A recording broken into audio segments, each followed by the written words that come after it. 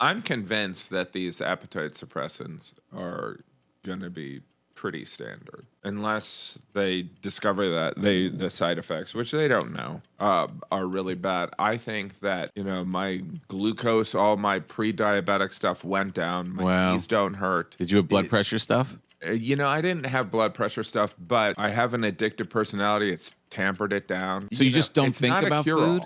You just not you don't have that, I think about it all the time. What am I going to do? Like on the way into the town, okay, I'm going to New York. Should I get a steak?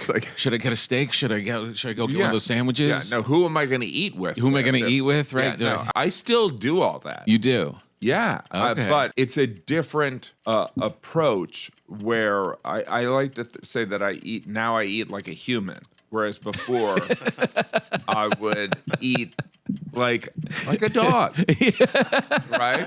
Yeah, like a dog's like, can you believe this? There's a steak here. I got to eat the whole thing. They left it.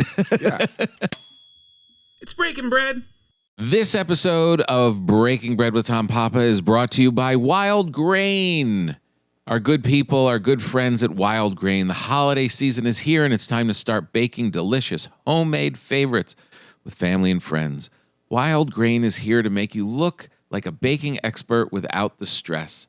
Impress your guests with minimal effort this holiday season. Wildgrain is offering our listeners $30 off the first box, plus a free item in every box when you go to wildgrain.com/papa. You heard me. $30 off your first customized box when you go to wildgrain.com/papa, or you can use the promo code PAPA, P-A-P-A, at checkout. I never know if I should spell it or not. I figure you would know, but so many people have been misspelling Papa since I was in kindergarten. P-A-P-A, wildgrain.com. Hi, welcome to Breaking Bread with Tom Papa. I'm the host, announcer, Jim Gaffigan. Let's pass it over to Tom. Tom.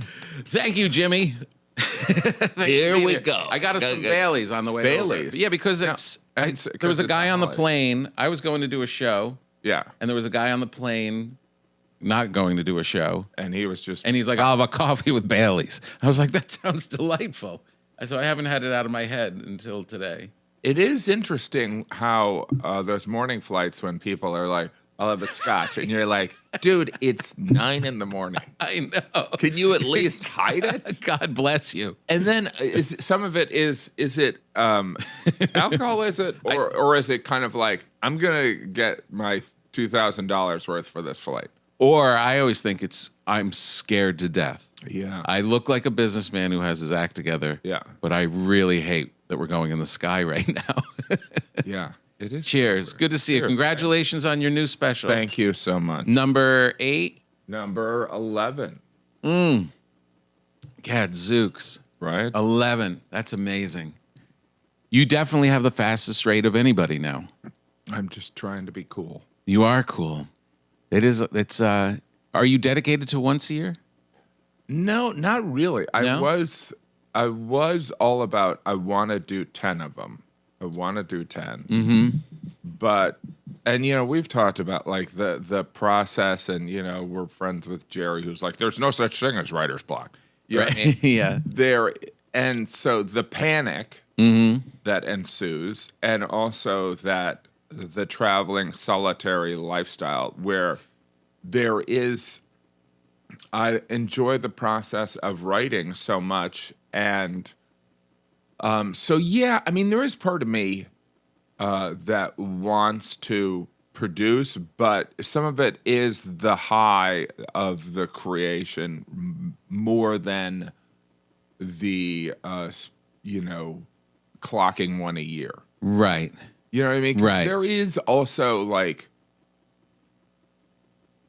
I'm under the opinion, there's two philosophies. One is like, you're never going to be missed if you don't go away. Right. And then there's kind of, I believe, like, I've even toured in a way like this could end. This could definitely end. Like, yes.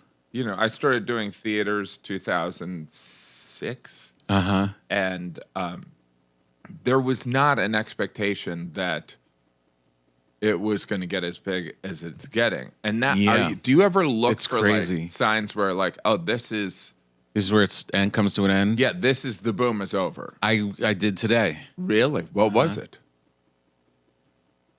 This is a delight.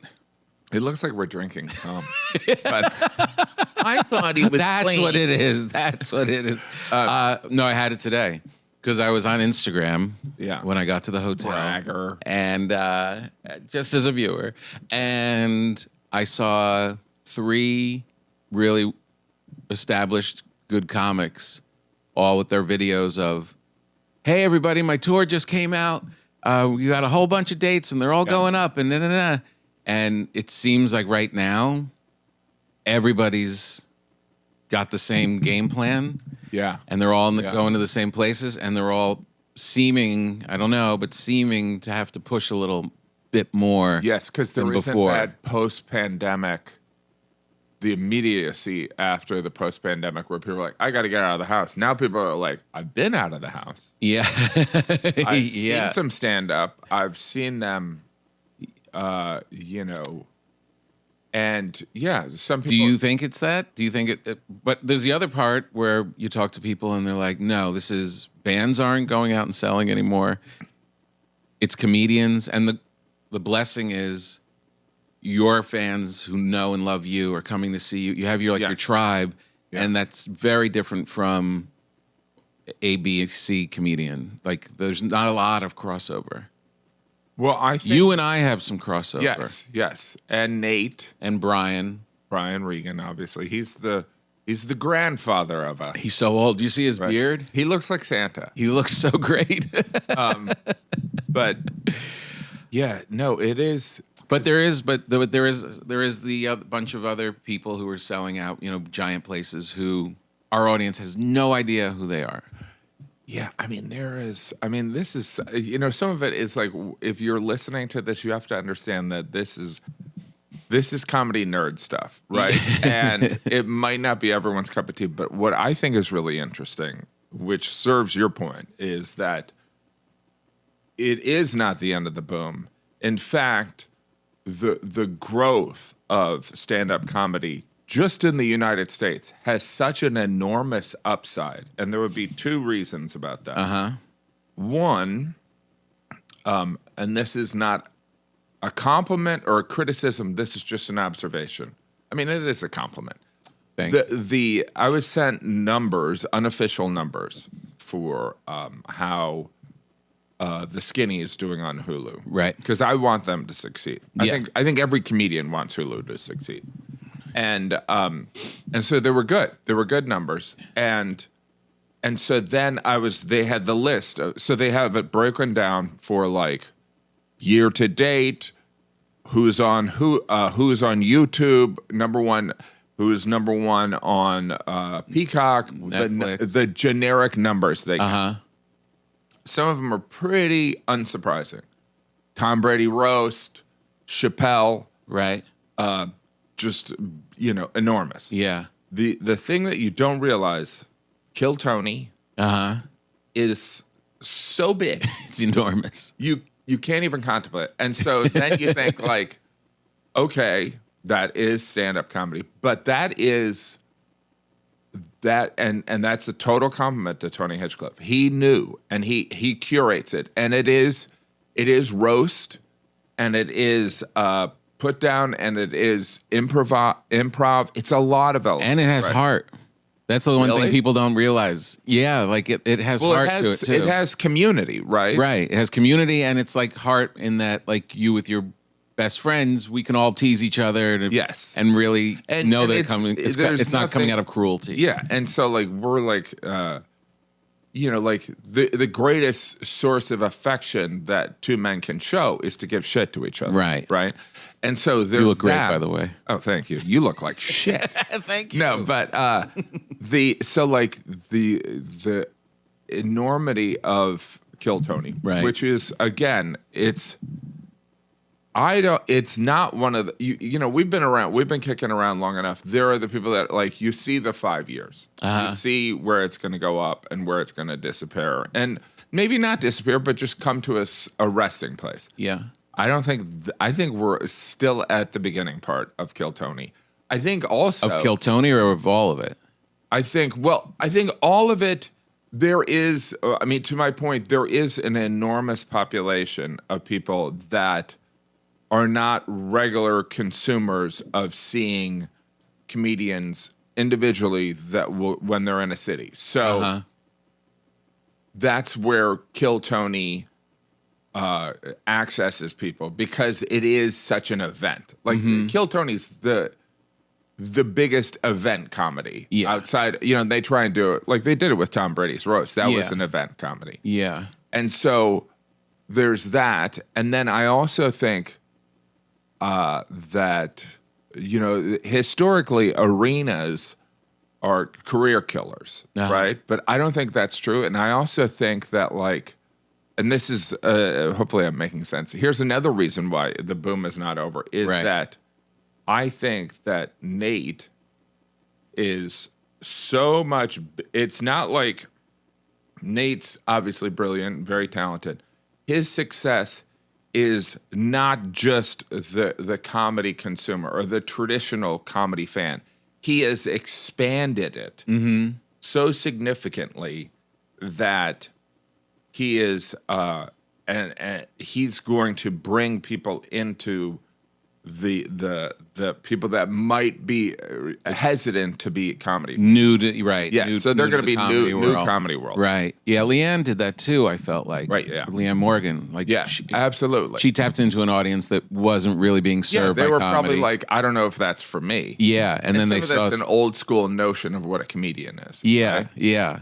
I mean, when people... It's like there's you see it with different comics who...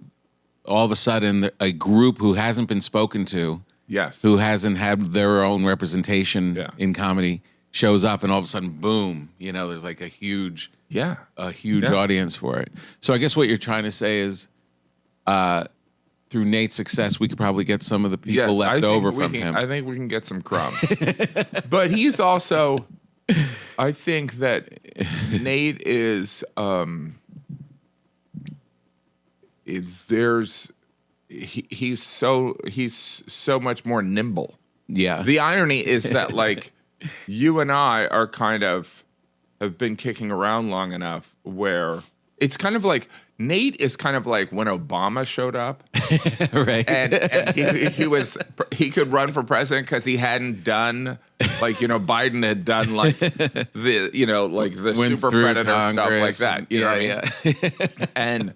But Obama hadn't done that. So Nate hasn't done anything political. He hasn't. he hasn't been in the NPR world. He hasn't been on The View. You know what I mean? Like there's no reason. And then it's just the sheer talent. Yeah. You know what I mean? Yeah. Well, I hope you're right. I mean, it would be great. I mean, we only need the boom to last for like another 15 years, and we'll be like on a boat. Yeah. So I wonder if it's going to keep expanding, because it is also, is comedy versus a band. I think that relationship, people are diehard fans of. Yeah. But even the people that I know that are diehard Springsteen fans, they've seen him 10 times. Yeah. And he's incredibly prolific, but people are like, all right, I've seen him 10 times. Well, yeah, it's been going on for a long time. The one thing that a guy in Chicago told me, a guy who ran a theater, was that the system to promote comedians is this streaming YouTube model. Yeah. And so there's like a cool way for rising comics or comics that ain't to like feed an audience, go out and tour, do it. The model for bands was get your stuff, get on the local radio stations, go to the town, tour, and that's broken down. Wow. Now it's TikTok and Spotify, and it's fragmented, so it doesn't feed the system that then ends up in that theater where we're doing our thing. So he told me what used to be almost all bands is now podcasts and comedians. Wow. Isn't that wild? And part of that is just the system of, promoting young artists. But I think it also is stand-up stand-up and sing and music are kind of like there is no fourth wall. But stand-up is more fluid and can change. So, your Modest Mouse, as big as Modest Mouse was, they couldn't remain being Modest Mouse in whatever thousands era they were. Right. They had to eventually. I don't know, because I think. Yeah, I mean, there is a. Someone told me they're working on another Spinal Tap. They're going to revisit Spinal Tap, do like the next one, which makes perfect sense because that rock band of that era would now be playing casinos. Like when you go around and do casinos, you see like Foreigners there and Def Leppard or what's left of Journey. You know what I mean? Yeah. Then that's kind of like where all those big bands ended up. And they have enough people because they were part of the heyday. Yes. You know. And so they're all sober. You know what I mean? So they're in their 70s. Yeah. They've been living healthy for 20 years. They're on wife 8. You know? Yeah. It is. Do you ever go out by yourself? Do you ever go out Just solo? You? Yeah. No, I'm too much of a coward. Well, some of it is. Yeah, no, because I know you do that, right? You'll just go once out. Once in a while. And usually it comes because all my openers are busy. Yeah. You know, and something popped up and it's like, I don't have to get a local for, you know, wherever. Yeah, and sometimes Northern California. They might spoil the soup if you put the wrong comment. Yeah, then yeah. You're like, I got to clean up for the first 10 minutes because this guy doesn't understand that that's filthy. Yeah. You know what I mean? Yeah, completely. No, you don't want that. And performance-wise, it's kind of cool sometimes. You just walk out and they're excited to see you and you just go. And it's kind of remarkable how it works. Yeah. But I was asking more from the loneliness traveling side of it. It becomes very isolating very fast. Yes. I mean, there is part of me that relishes so much that, like, I'm doing Philadelphia this weekend, right? And those days of writing, decompressing, and I know that I'm going to be able to go out to dinner after the show with someone. Right. That makes a big difference. You have to have that. And I also think that, and there's a difference between like hanging out with a tour manager or a comedian that is opening for you, or someone like, in my case, Ted Alexander, who I've known for 100 years. Yeah.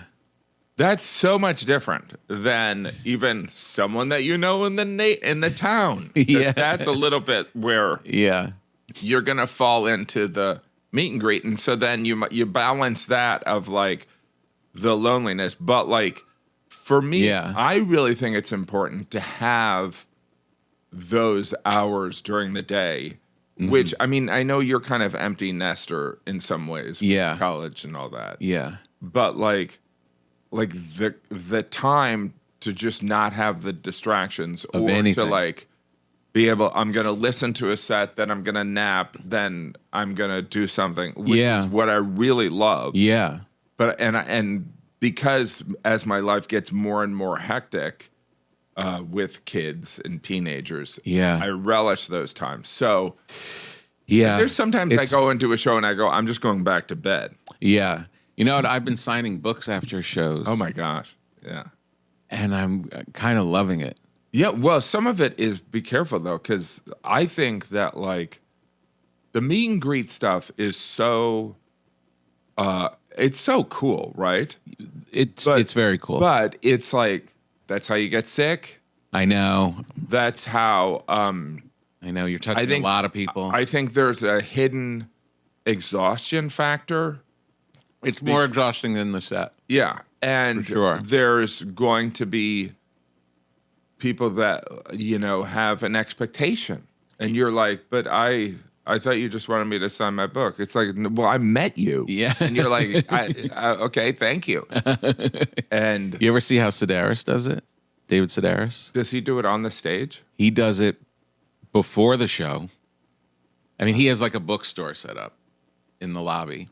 and he sits, and people get online, and he signs up into a certain point, and then he goes, does the show, and then goes back and does more signing. It's hours. I mean, he's got the most amazing books in the world, so people want to sign them, and but I mean, it's hours. Well, I love how he does. He tours with essays and gets the feedback. He's editing while he's performing. Yes. It's so brilliant. It's so brilliant. And it's, in a way, in some ways, that's what no, I can't remember. But that's what Mark Twain did. Yeah. Mark Twain read essays. Yeah. You know what I mean? He was the first one, yeah. And he was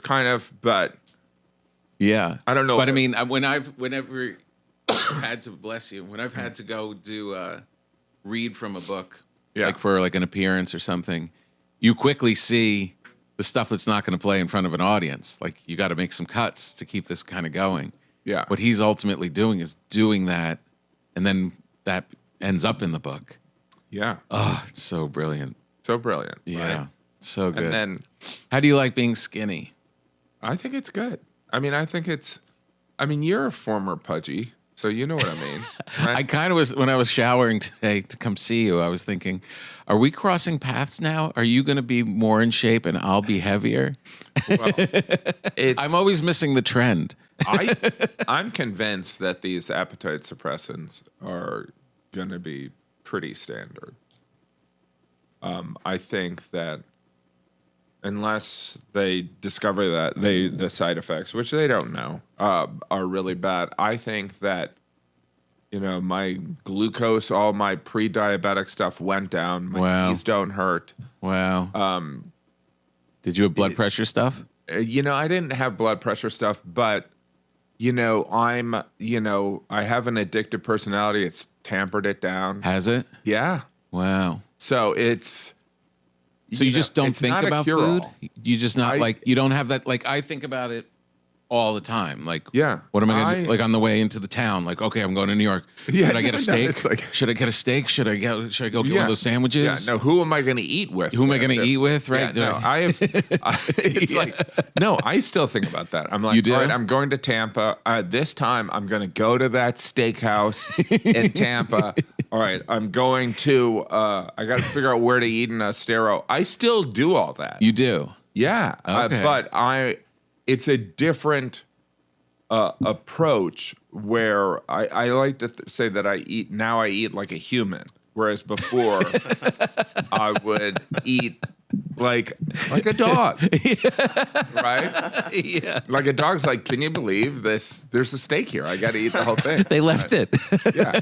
And so that's where. Yeah, that's how I feel. I never stop eating because I'm full. I stop because it's socially unacceptable to keep going. Or you're just, but you're like, it's, yeah. So there is, I went to Mamoun's and that's, so, I love a good shawarma, stuff like that. So, yeah. And I would do that, but. So it doesn't kill. I won't have dinner. I would usually have 2 dinners a night. Right. I would eat with the kids and then I would eat late at night. Right. And it might be a cheese board with chopped up hot dogs, nothing fancy. Yeah. But box of Triscuits, there's also there's just too many nights where I'd be sitting there hanging out with my wife and there would be 3 boxes of Triscuits where all right, maybe 2 of them were open, but do you know what I'm saying? Yeah, 100%. The other night I was in York, Pennsylvania, and I was hungry, and my opener drove home from there. Yeah. And it was late, and I never do this. I never eat like this. I don't go to fast food ever. Oh, you don't? Ever. And I was part of the college thing when McDonald's first came under attack, and I just never ate it. Smart. But I pulled into a Chick-fil-A. Oh, that's good stuff. Yeah. I had to Google online at the drive-thru, what do you get at Chick-fil-A? What's the cool thing to get? By the way, it's a spicy deluxe. And I got that. Then I got into the hotel, and I got a bag of Doritos and a Kit Kat. Yeah. And that was my meat. That was what I ate. And I was like, I'm going to really pay for this. Felt really pretty great. No, well, there is also, there's doing it one time, but it's like if you do it every day. Yeah. This was like, it was Christmas. It was the last it was the last show of the year. Oh, wow. Yeah. So I was like, I'm giving myself a treat. Yeah, no, well, that's all. Another thing is like, but the food, because when I did the food book, I was doing research. So I was like, all right, I'm going to Toledo. I have to go to Tony Paco's. All right, I'm going to Columbus. What am I going to eat in Columbus? Okay, Cane's, is a chicken place. And now Cane's is everywhere. Yeah, it's everywhere. There was just, I don't know where it is. Maybe it's from Indiana. I don't know. And so there is something that drives that. But for me, and I don't know, this has nothing, maybe, I don't think it has anything to do with that. Now, when I do shows, I want to invite like people that make bourbon in the area. Oh. So I want to, I've gone so far as to, so some of it is when I did the bourbon, I did it with my brothers. I have three brothers. So right. We all went down and did it. And so we had gone to Vegas. We had a brothers trip. And then they're like, when are we going to do another brothers trip? And so I was like, all right. I was like, and so like, you like some cocktails, right? Yeah. But like Kentucky and Tennessee, it's just, I just like. The bourbon trails. Like, all that bourbon, all that, the whiskey, Uncle Nearest, all that story. I love the story. I like, when the, like comedians have this kinship with chefs. Yeah. Right? Yeah. But I feel that when I talk to distillery guys. Yeah, right. You're a master distillers. Yeah. And I also feel that way about people that are really into bourbon. It's strange. It is a strange. There's an overlap there, kind of. Yeah. Like, it's like, well, I have this bottle of Blanton's they shipped to Japan, and I'm kind of like, maybe 20 years ago I'd be like, that's just silly, and now I'd be like, that's pretty cool. You've got a bottle of that. He's like, yeah, it's a Japanese black version. Well, you had that great joke a long time ago about wine. Yeah. When you would talk about the wine aficionados. Yes. And like, well, it has a bouquet. And no, you're an alcoholic. Yes. I always remember that. Absolutely. It's the same thing. Once you get the story and it goes deeper into you, it really makes it so much more pleasurable. Yeah. So like you chose that, but what is your booze? What is your booze? When I'm home and just having a cocktail, it's a Kettle One martini straight up with olives. Okay. Yeah. And some of the olive juice in there or no? No. That's too dirty. Clean. Yeah. Dirt. I don't like it. Can't be too salty. Do you do are you vodka? Are you one of these people? Vodka. There's no calories in vodka. No. No calories in vodka. No, I just like the martini. I like the ritual of the martini, the look of the martini, and if I have gin, I become a maniac. Oh, you do? With a headache. Yeah. Oh, that's I'm not good on gin. My father can't drink gin. I can't drink gin. It's just something in our makeup. Gin is no good. So I went vodka. I think of gin. I'm like, it's the only reason they still make tonic. Is gin. Right? Like, there's just like no one that's ever been like, let me just have tonic. Like every kid who's like, oh my God, I found a soda. It's like the baker's chocolate of sodas. Right. But gin, I think sometimes during the summer, I might have a friend that's like, I'm going to do my friend Kenny's like, I'm going to do my gin and tonics. And I'm like, all right. It sounds appealing. And the first one's really nice. It's crisp and cold.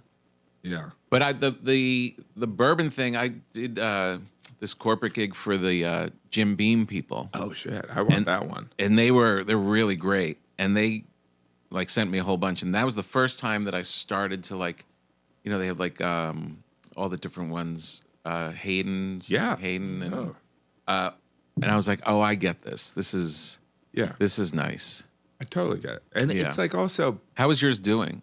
Oh, it's fine. It's less of a business and more of like it's sold out. We just do runs and it sells out. So That's great. it's one of those. So you'll things. keep And going. I think my partner's like, "Would you like to make money?" And I'm like, "Yeah, well, I just don't want to be like hawking it." Yeah. But, like I do think that like even as much as we travel, right? Yeah. There's certain cities you go to and you go, wow, because I mean, I'm sure you're like me. I love going everywhere. Yeah. Like, I love like Cheyenne. Yep. I love Birmingham. I love all these cities. Red Wing.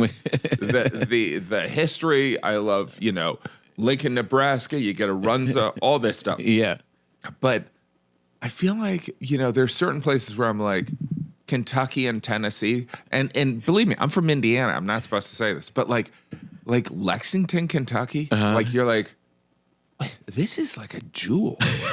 This is like, Yeah. like Kentucky. There's cities in Kentucky where you're like, it's not supposed to be like this. Do you know what I mean? Like, Yeah.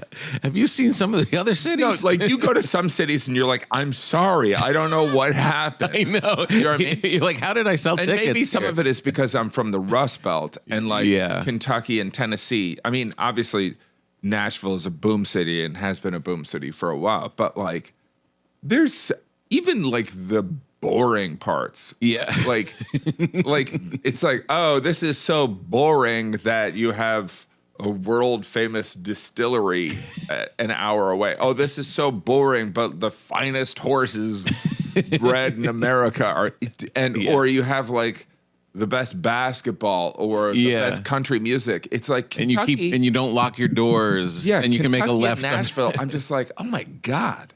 And that's not to say that I don't love New England or the Pacific Yeah. Northwest, but there's just something about, I feel like it's just like the, maybe they're just, the rich people survived in Kentucky and Tennessee. Does that make sense? Yeah, it totally makes sense. There's sometimes you go to these little towns like in Pennsylvania or Ohio and or upstate New York, and you're like, these were beautiful. Oh my Even God. Jersey, there's all these, Oh, yeah. Passaic and all these, they're like, oh, this was Oh, I mean, I love so Rochester perfect. so much. Yeah. And Rochester, what a monster they were at one time. I know. They're like, we're Exactly. Rochester. We're Rochester. We got Kodak. We got Xerox. Right. We're unstoppable. We have the Yeah. and it's still like a great city. And it's like, by the way, it's But all the work is gone. all the work is gone. So And I go in those places and I'm like,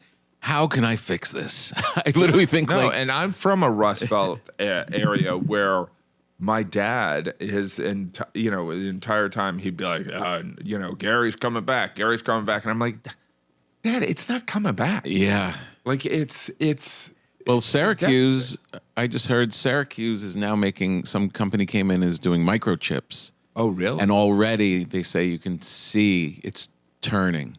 Like there's restaurants now and real estate and people are coming in and Wow. yeah, it's like, that's what you need. You need something, someplace. And also in these places, I was just talking about this with my father. It's like, there's another story like that with another town where the jobs are leaving.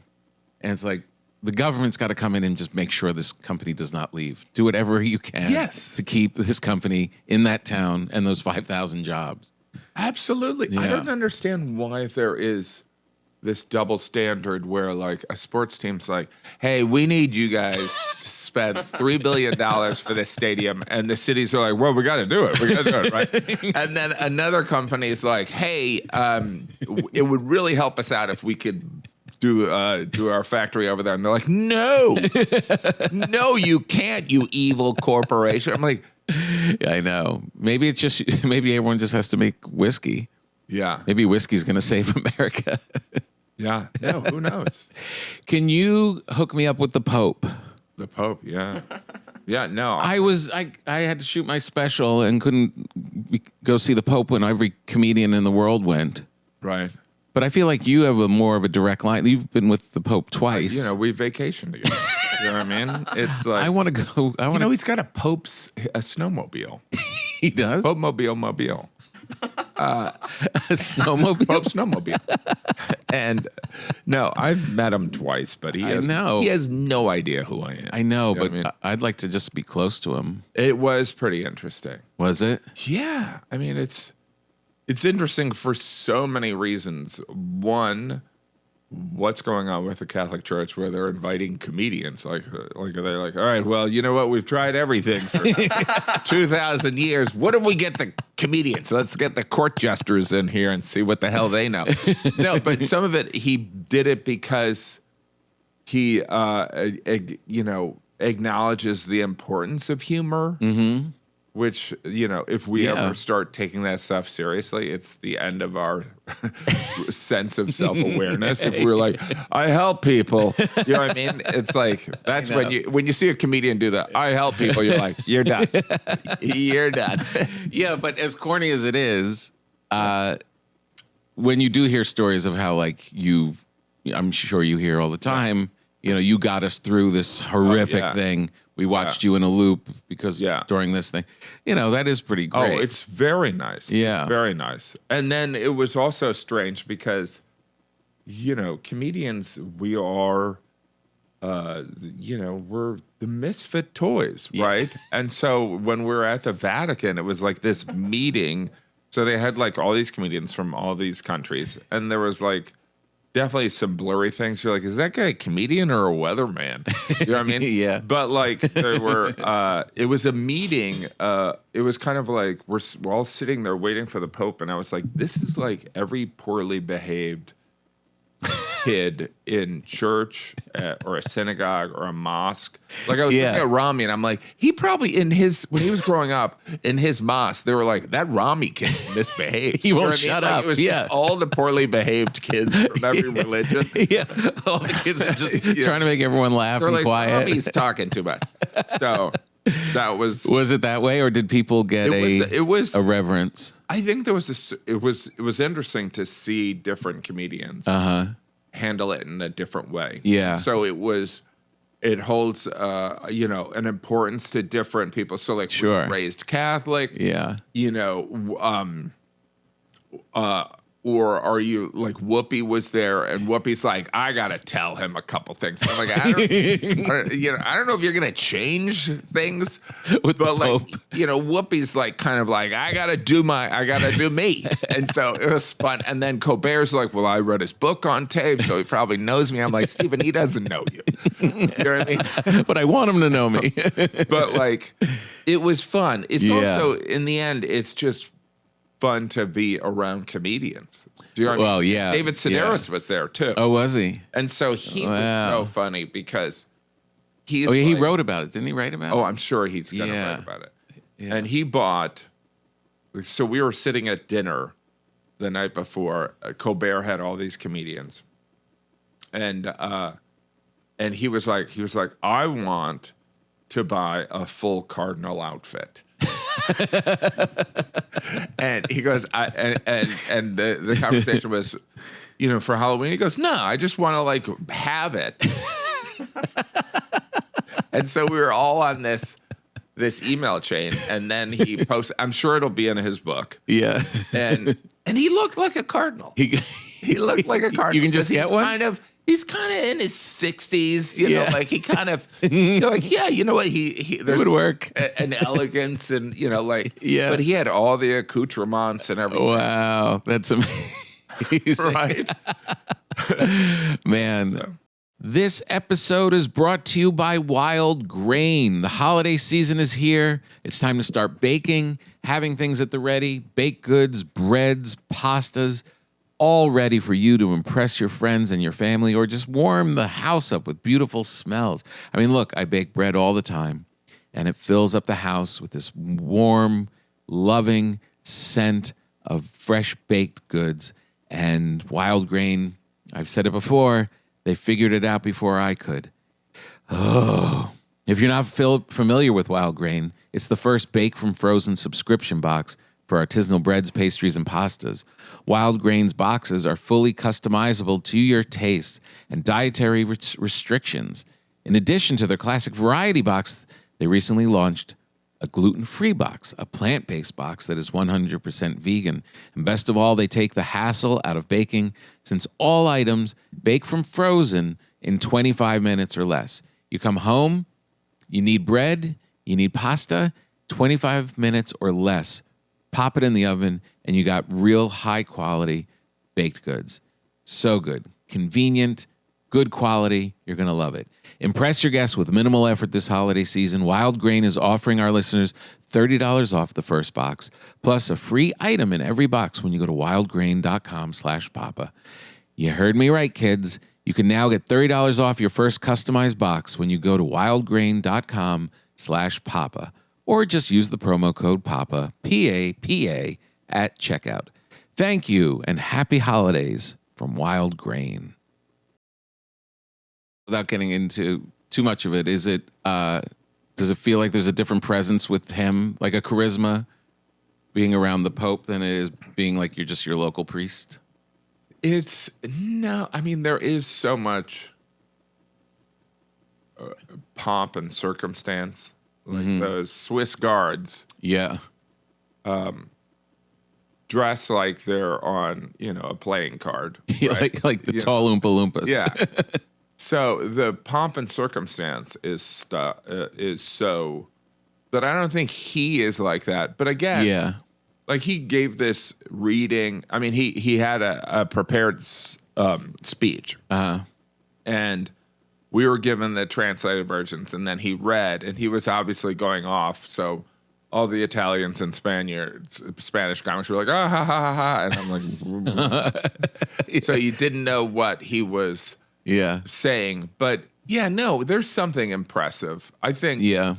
But, it's, it's weird when you're in the presence, like, around certain people, like, like I remember when I met Bill Clinton, I was like, there is something of like, there's something happening here. Yeah, there's an energy. And when I did the Al Smith dinner, there's the dais room where we all sit and then we line up and go in there. Right. And they were waiting for Trump. And it was very interesting because these are all billionaires and politicians. And then Trump shows up and you could see like he even had an effect on the guy who owns Home Depot. Right. Do you know what I mean? And and a lot of them hate each other. Right. Do you know what I mean? So it was like, it was a strange kind of glance at a high school that I didn't go to. You know what I mean? Like, I was like, oh, yeah. So,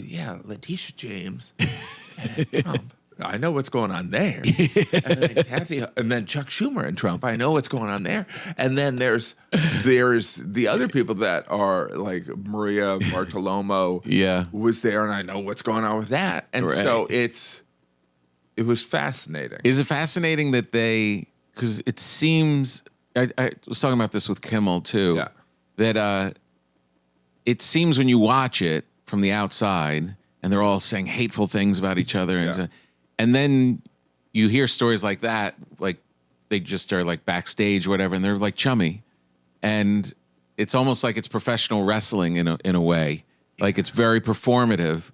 And then they're like, that was a good one last week. No, there is something really, I mean, I think that way politicians are so weird for so many reasons. They're like, what if there was an entertainment industry, but we weren't paid? You know what I mean? That's what politics is. Right. You know what I mean? Yeah. Even though a lot of them end up being millionaires. I don't know how that happens.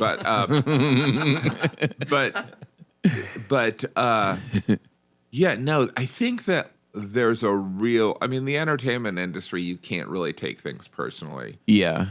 But some of the things, I feel like Biden, I don't know but like even when he picked Kamala to be his VP, I was like, dude, she was the one that almost derailed your campaign completely. Right. And he was like, Yeah. So like there is part of me I view that forgiveness as something I'm envious of, and also kind of like, you're weird. Yeah. You know what I mean? So yeah. I do think that with at the Al Smith dinner, it was pretty interesting the way Trump really went after de Blasio. Like, it was just like, Yeah. I was like, all right. Like, You did such a good job on that. You did such a thanks. great job. But it was bordering on, but it was, his attack of him. yeah, it was just kind of odd. Like, where Yeah. you're like, I don't know if you need to go that deep. But I walked away with, so like when you were talking about like doing solo shows, like when you're doing great on stage, you might be sitting, might be standing flat-footed a little bit, right? Not defensive. You're not on your heels. Yeah. But you're most likely at the beginning of a show, you're on the balls of your feet, Yeah. right? Yeah. And with Trump, I felt like he was on his heels, not in a defensive way, just kind of like that, like just so smooth and easy, and just like slaying. Right. I was like, and so I watched him. I was sitting right next to him, and I was Yeah. like, and he was like, blah, blah, blah, blah, blah. And it was interesting because then when I watched the footage, it was, I was like, it's a little bit how like some people are better looking on camera. Yeah. Like he has such a presence and a personality Yeah. that, he's kind of like just these throwaway lines land well. I'm trying to think of like if there's a comedian like that is just very That just throws the it away. cavalier nature it comes across as a strength. Like Tosh, maybe? Yeah, maybe. Yeah, and just He's like, he's enjoying it so much just himself that it's. yeah. I mean, well, Trump obviously doesn't. He doesn't care if de Blasio, like but like in his mind, he's like, all right, I'm gonna do a couple. All right, I didn't like. He looks around the room. Didn't like that person. That person betrayed me. I'm gonna destroy them. But in kind of a much more of a 3D chess thing than simple revenge. Does that make sense? No. It's like he was like I feel like just the way he embraced Chuck Schumer and Governor Hochul in a way where that he's had falling out with Schumer, and he's had weird, awkward business relation. I think he's a lot more forgiving than he's betrayed. But there's certain cuts that he won't forgive. Right. Do you know what I'm saying? Yeah. So he's playing it. Like he kind of unemotionally. He kind of defended Eric Adams up there. Oh, big time. Yeah. Big time. And so I'm sitting there going, wow. Yeah. I'm sure Eric Adams, as a price of entry to be mayor of New York, was probably pretty staunchly anti-Trump. But I don't know. You know what I mean? So it's just. But it was, you're indicted, I'm indicted. I think that there's certain people that are just playing at a different level. Like I feel like Jon Stewart's playing at a different level than a lot of us. Yeah, I remember when Trump came on the Marriage Ref, which is the only time I was interacting with him. He came on the Marriage Ref and he entered like the makeup area. Pretty, he's a pretty tall guy, pretty dominant figure, and tonight's going to be great. We're going to get great ratings. It's going to be we're going to get great ratings. People are really going to work. What you're going to see tomorrow. And he's been talking that way for 40 years of we're going to kill it tonight. We're going to get the numbers. Wait till you see what I do tonight. Like he's been talking that way forever. Yeah. Forever. Yeah. There's no wavering. There's no, he's so dialed in on this is the game. Yeah. It's remarkable. Right? It's interesting. And I think it's easy for people to say it's bluster. I don't know. Now I'm sure I'm going to get in trouble for even saying. No, but we're really talking about a performer. Yeah. It's the performance aspect of him. I mean, we can get into the minutia of, what he wants to do to people and that kind of thing, which could be horrible. But but the performing thing, that entertainment thing is yes. And also we know he's Teflon, but he is Teflon. I don't think people understand. There is something that I think comedians understand that there is some people that get away with murder, some people, but like, if when I occasionally will curse on stage, people are like, what the heck are you doing? You know what I mean? Yeah. Because you've set it up that way. And even at the Al Smith dinner, like Trump went, like if you look at it from like an objective standpoint, like the topics that I'm discussing about the night are like, what about this, and this? And I'm like, yeah, that's a whole different thing. Yeah. But that's also like the fact that is the point that we're not even discussing that is this Teflon things. Things do not stick to him. No.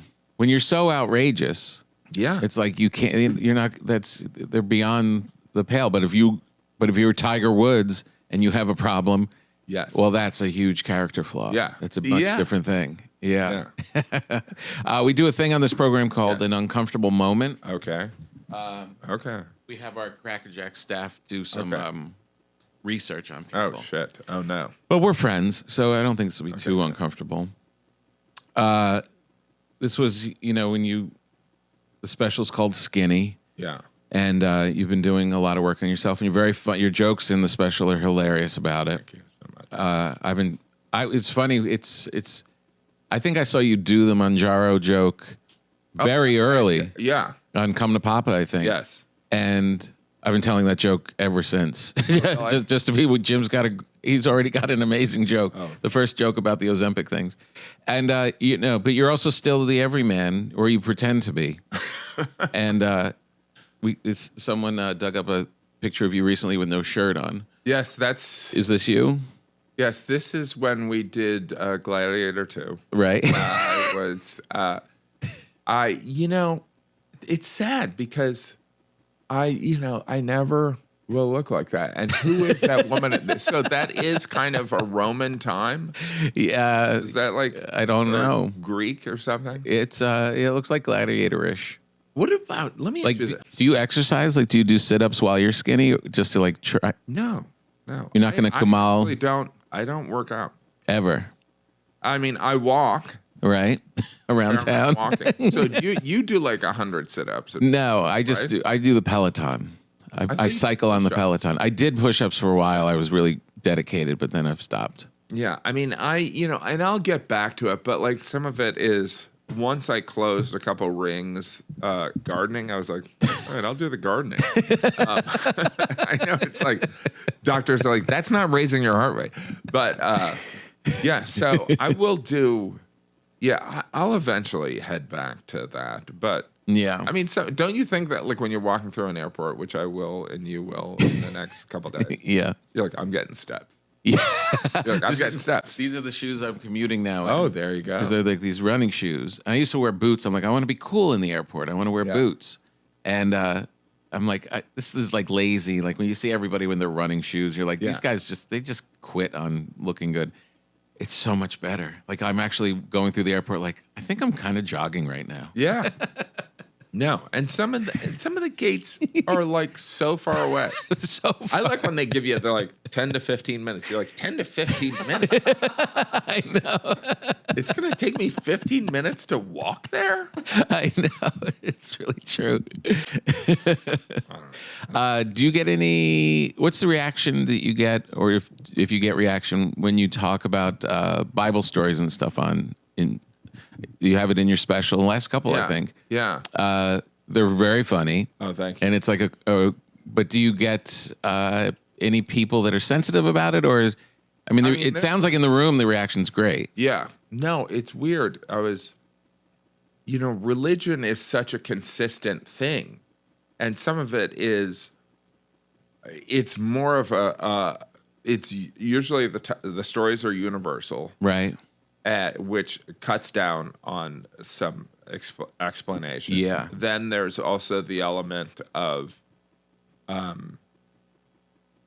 they're usually about a human being. Like it's so funny. Yeah. It's like the depth of it. Yeah. It's human error, right? Right. And also, like there is something, and I think I got excited because there are, if Christians like it and the atheists like it, like if the believers and the non-believers like it, that's kind of fun. Like hearing about like a youth minister using it, or hearing about like people like, this is proof God doesn't exist. Look at this Gaffigan clip. You know what I mean? Like I kind of get it. Then I think I'm doing it right, but there is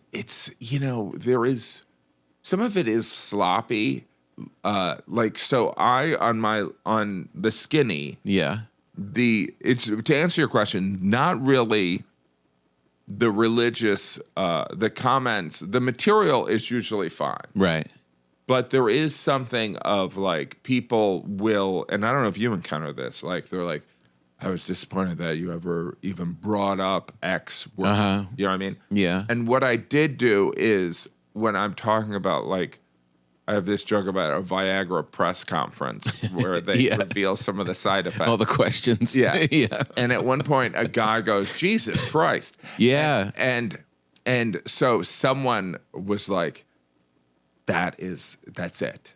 Wow. That's it. And I was like, is that interesting? It? But it did stand out to me though when you said it. Well, being in the, that's just me being sloppy because, of course, where I grew up in the Midwest, saying that is not as offensive as it might be to someone in rural Indiana. Like I come from kind of where rural and suburban and Rust Belt meet.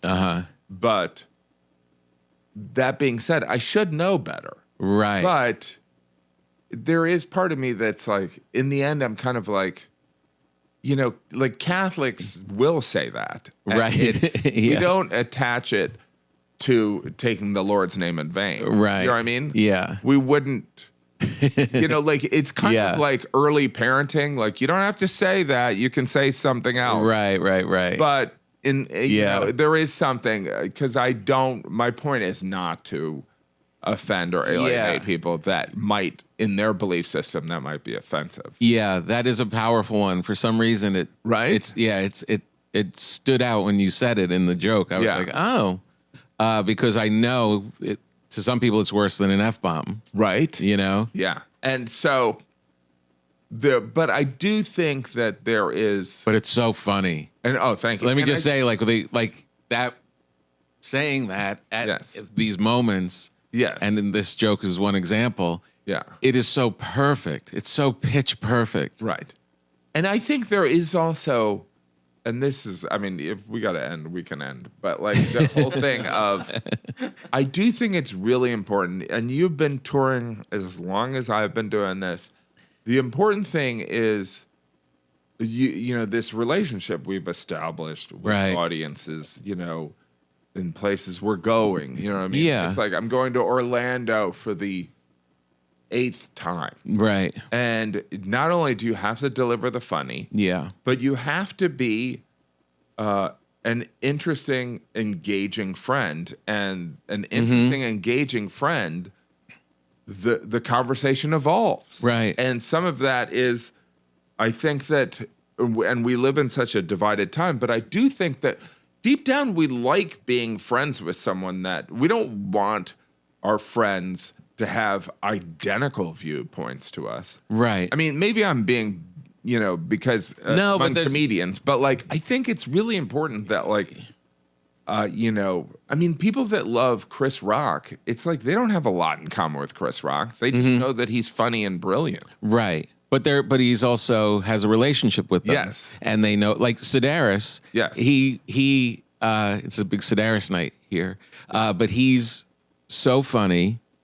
But he can be filthy. Yes. And I went to see him once live, and it's like our crowds. Yes. It's like our crowds, kind of like just, middle-aged, whatever people and families and whatever. And he's dropping F-bombs and talking about some racy stuff, but he has that relationship. I said to my wife, I said, that was surprising.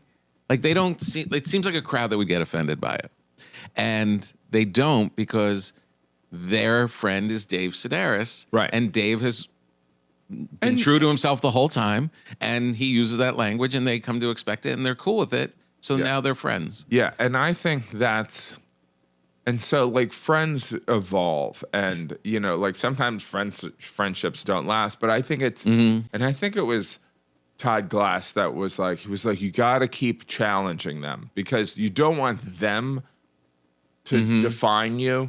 Because I remember I had like some joke where I was like, it was something kind of making fun of people that are homophobic, and he was like, I'm so glad you're doing that. He goes, because you don't need those people. And in a way, you don't. Right. You don't, like when you tell a joke or you're a setup and they laugh at the wrong part. Yeah. I'm like, I got to rewrite that. Right. Because like, I don't want someone to think that I'm going that way. Right, exactly. You know what I mean? Yeah, yeah. Anyway, I guess the point I'm absolutely. trying to make is we're great people. We really are great people. Where are you flying? Oh, you got to go to the West Coast. West Coast. That'll be fun. And then you come right back for the holidays, or you're almost done? Yeah, I come. Yeah. You wouldn't really, I mean, for this special, The Skinny, on Hulu right now, you really put in a lot of work. You were everywhere. I saw you on ESPN. I saw you popping up at the airport. Well, some of that is the Hulu. Oh, Disney Empire. Oh, right. So That's great. have all those, Right. things. And so It was good. it really, it was crazy. But you were doing a lot. Yeah. And there is something about that where, I do think that like publicity wise, you should do it and then you should kind of take a break. Yeah. You know what I mean? Yeah. And then But like, go so away. what, all right, let me ask you this. What would you do Dancing with the Stars? No. Would you do The Masked Singer? No. Right? No. Would you do, I'm trying to think of what other one is there? Would you do a house flipping show? Would you do... Some of it is I'm so busy. I mean, we started this. It's like, Yeah. because there's also, and I look at Bill Burr and I'm like, I see he kind of shows up for comedians, which I think is really cool. And there's this general thing, but I'm like, if I'm going to be in LA for 12 hours, do I have to do everyone's podcast? Right. But Yeah, you don't have to do everybody's. Just do the ones you like. but like some of it is like you want to be, you want to kind of hook people up, but there's But too you're many. very generous. You're very There's too generous many. with your time, and Right. it's a lot. You really you do a ton, and a big wide berth of it. From morning shows to late night shows to edgy podcasts like this. I mean, this is the edgier one. Yeah. It's like, by the way, so there's going to be, it's like we've seen the impact of what is a promotional tool. It's ever changing, but it's changing pretty dramatically. Yeah. So like we've been talking, like the power of podcasts or the importance of long form discussion. That's what I'll call it. Yes. Is pretty important. Yeah. Right? No, absolutely. I mean, to really like. Do you ever do an informal at your show? Say, where are you going the next show in January? Or you're done with December, or you have one? Right. No, in Cleveland. I'll go to Cleveland. So, but that's like if you did an informal thing of like how many people listen to the podcast, but it would be weird because it would. No, I know. I actually, what's your point? My point is like, I mean, you're very good at it. You're very good at the Netflix show, but like, is it expanding the audience or is it this? It's weird. It's weird not knowing. Like you can't know.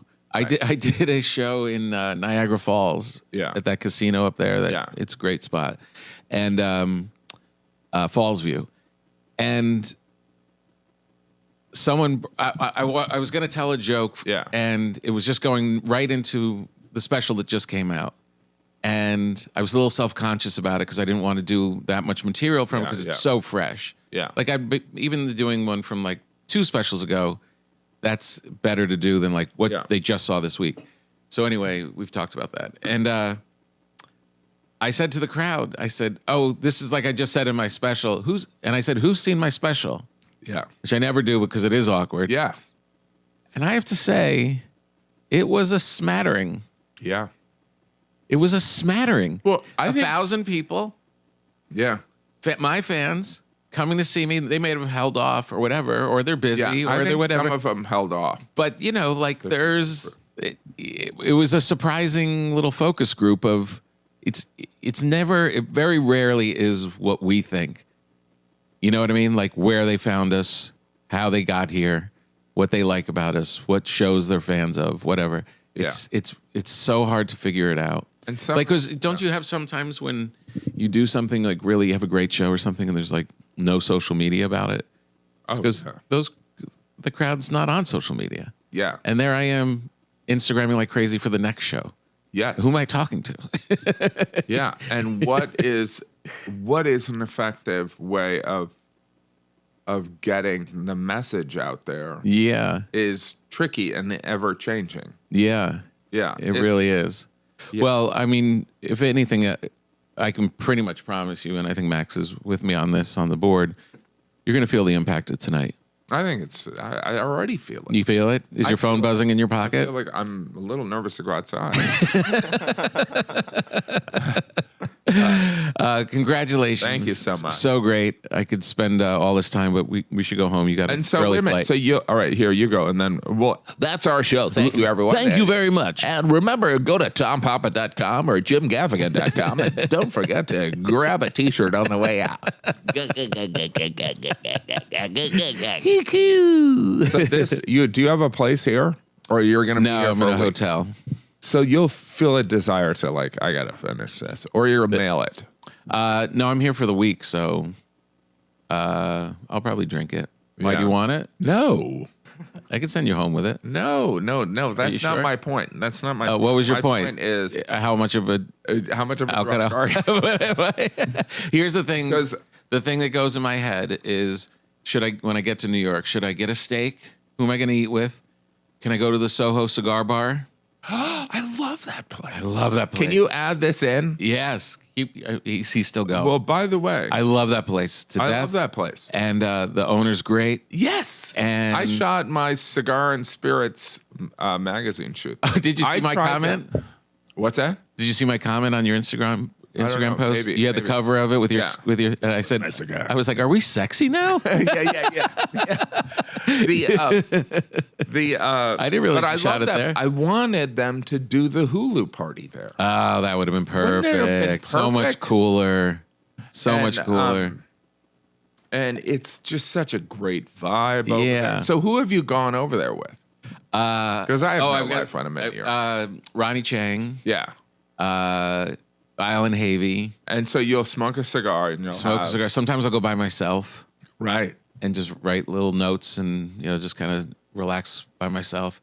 One of my greatest moments is when you sit there because it's the Holland Tunnel traffic. Yeah. In the summer when they have all the windows open. Yeah. And you're just smoking a cigar with a scotch and you're just watching traffic. You're just watching people aggravated in traffic.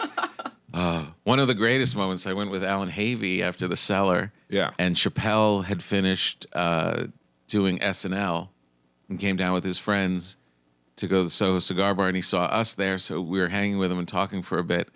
And on page 6, it was Chappelle hangs out with Tom Papa after SNL. And I was like, yeah, we're old friends. That's so fun. But yeah, those are the things that are in my head. Like, what am I going to drink? Soho Cigar. Why? So, like, the Soho Cigar place. Yeah.